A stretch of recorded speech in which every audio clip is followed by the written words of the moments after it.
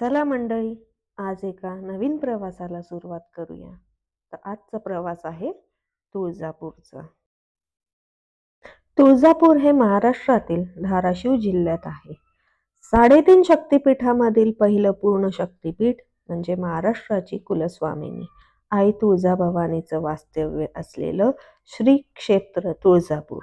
तर चला मग आपण या प्रवासाची सुरुवात बाप्पांच्या दर्शनाने करूया.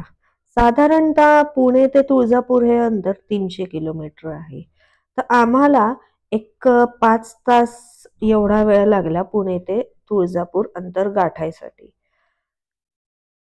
तर आम्ही राजे शहाजी महाराज महाद्वारातून आत गेलो. दर्शन पास घेतला. दर्शन पास घेतल्यानंतर तिथे आम्हाला 4 प्रकारचे पास दिसले. मुखदर्शन, धर्मदर्शन, पेड दर्शन. तर मुखदर्शनाला आम्हाला 25 मिनिटं वेळ लागणार होता. धर्मदर्शनाला 1.5 तास वेळ लागणार होता आणि पेड दर्शन हे 20 मिनिटात होणार होतं. आणि VIP आणि स्पेशल दर्शन होतं जे 10 मिनिटात होणार होतं. तर आम्ही पेड दर्शन घेतलं जिथे आम्हाला 20 मिनिटाचा वेळ लागला. तर पुढे आम्ही तुळजाभवानीचं दर्शन घेतलं. एक 20 मिनिटं आम्हाला त्या पासच्या थ्रू वेळ लागला आतमध्ये जायचं. तर मंदिरातून बाहेर आल्यानंतर उजव्या साईडला तिथे चिंतामणी दगड होता, पण तिथे गर्दी भरपूर असल्यामुळे आम्ही जाऊ शकलो नाही. आणि मग पुढे हळूहळू बाहेर जे छोटे छोटे मंदिर होते ते फिरत तिथले दर्शन घेत आम्ही बाहेर आलो.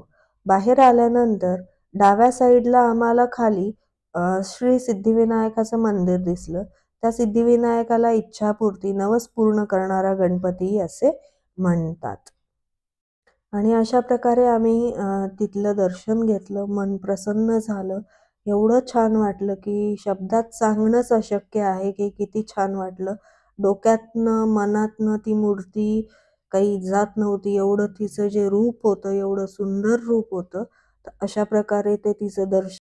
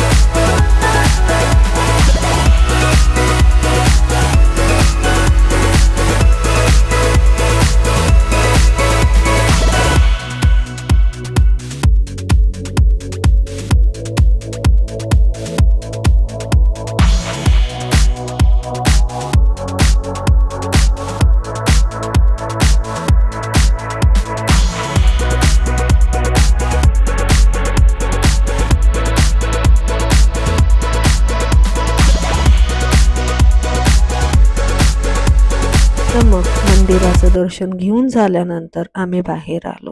बाहेर आल्यानंतर प्रसाद घेतला, बांगड्या घेतल्या आणि मग नंतर बाहेर वेगवेगळे दुकानं होती, जसं प्रसाद किंवा देवीच्या मूर्त्या होत्या वेगवेगळ्या प्रकारच्या.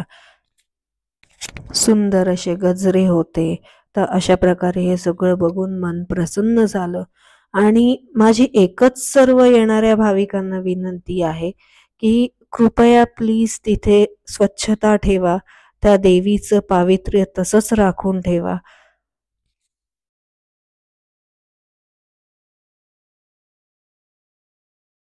जर तुम्हाला व्हिडिओ आवडला असेल तर लाईक, शेअर आणि सबस्क्राईब करा आणि कमेंटमध्ये नक्की सांगा अजून तुम्हाला काय बघायला आवडेल. जय भवानी. पुन्हा भेटूया.